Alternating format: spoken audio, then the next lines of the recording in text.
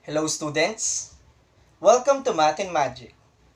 For this video, we will talk about arithmetic means. By definition, the terms of an arithmetic sequence that are between two given terms are called arithmetic means.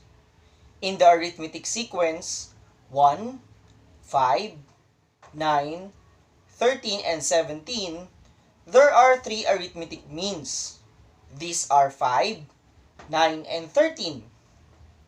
Take note that the difference of consecutive terms in this sequence, also known as common difference, is equal to 4. Now in this lesson, I will teach you how to find specific number of arithmetic means by determining the common difference. For our first example, insert three arithmetic means between -2 and +10. Illustrating the sequence, that will be -2, a sub 2 or the second term, a sub 3 the third term, a sub 4 or the fourth term, and +10. Now to solve for the means, we need to find first the common difference. There are two ways to solve this. First is using the nth term formula of an arithmetic sequence. That is given by a sub n equals a sub 1 plus quantity n minus 1 times d. Notice that in the sequence, the first term is -2, and since we need to insert three terms in between, that means 10 is the fifth term. Thus, n is equal to 5. Now substitute these values in the formula. A sub 5 equals a sub 1 plus quantity n minus 1 times d. Again, the fifth term is 10. First term is -2 plus quantity 5 minus 1 times d or the common difference. On the right side, 5 minus 1 is equal to 4 times d is 4d. Next, transpose -2 to the left side. That will become +2. Adding 10 and 2, sum is equal to 12. Solving for the common difference, we will divide both sides by 4. 12 divided by 4 is 3. Thus, the common difference is +3. Now, to solve the means a sub 2, a sub 3, and a sub 4, we will continuously add the common difference from the first term. That is a sub 2 equals -2 plus 3 or +1. For a sub 3, that will be equal to 1 plus 3, which is also equal to 4. For a sub 4, 4 plus 3, which is 7. Now to check if these means are correct, we will add 7 by 3. Since the sum is equal to 10, which is also our fifth term, then the arithmetic means 1, 4, and 7 are correct.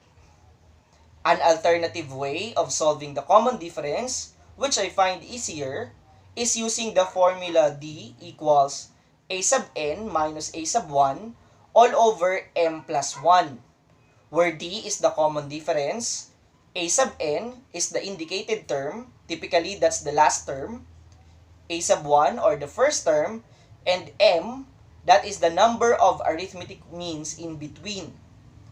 Using the given in example number 1, -2, a sub 2, a sub 3, a sub 4, and +10, solving the common difference, that is d equals 10 minus -2 all over 3 plus 1. Since we need to insert 3 arithmetic means, m is equal to 3. Solving for the numerator, 10 minus -2 will become 10 plus 2, since negative of -2 is +2. Adding 10 and 2, sum is equal to 12. For the denominator, sum of 3 and 1 is 4. 12 divided by 4 is 3. This proves that the common difference is really equal to 3. So doing the same process earlier, a sub 2 is 1, a sub 3 is 4, a sub 4 is 7. For our second example, find 4 arithmetic means between 21 and -24. Following the previous procedure, we will solve first the common difference. By nth term formula, A sub n is equal to A sub 1 plus quantity n minus 1 times d, where A sub 1 is equal to 21, n is equal to 6. Since we already have 2 terms and we need to insert 4, the total number now of terms is 6. So which is also the position of negative 24. And A sub 6 is equal to negative 24. Following the formula, we have negative 24 equals 21 plus quantity 6 minus 1 times d. 6 minus 1 is equal to 5 times d is 5d. Now transpose positive 21 to the left side. Terms will be negative 24 minus 21. Negative 24 minus 21 is equal to negative 45. Dividing both sides by 5 to solve the common difference, negative 45 divided by 5 is negative 9. Thus, the common difference is negative 9.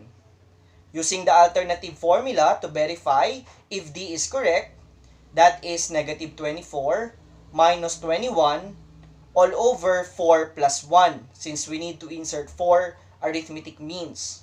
4 plus 1 is 5. For the numerator, the sum is negative 45. Negative 45 divided by 5 is negative 9. So after we identify the common difference, we will continuously add this from the first term. Here we have 21 plus negative 9. That is the same with 21 minus 9 or positive 12. Next, 12 plus negative 9 is equal to positive 3. Positive 3 plus negative 9 is negative 6. Negative 6 plus negative 9 is negative 15. And lastly, negative 15 plus negative 9 is negative 24.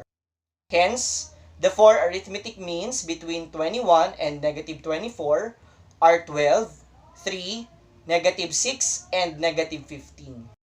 For our last example, Amiel will have her front yard fenced to add some beauty to the house. The fence has a length of 48 feet where 13 posts will be equally placed. If both ends of the 48 feet fence will have posts, how far is each post from the first? Now to better understand this, let's have this illustration. Since there has to be 13 posts to build the fence, we need to consider listing the arrangement of the post.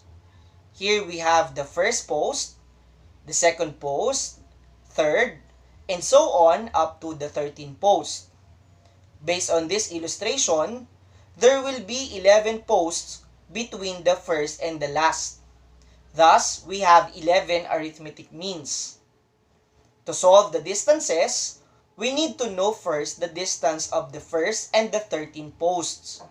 Here we realize that the first post is the starting point of the fence, so its distance is at 0 feet, which makes the last post 48 feet away from the first. Doing the previous process, we will solve for the distance of each post or the common difference. Using the n-term formula of an arithmetic sequence, A sub n equals A sub 1 plus quantity n minus 1 times d, that will be 48 equals 0 plus quantity 13 minus 1 times d. 13 minus 1 is 12 times d is 12d. Dividing both sides by 12, d is now equal to positive 4.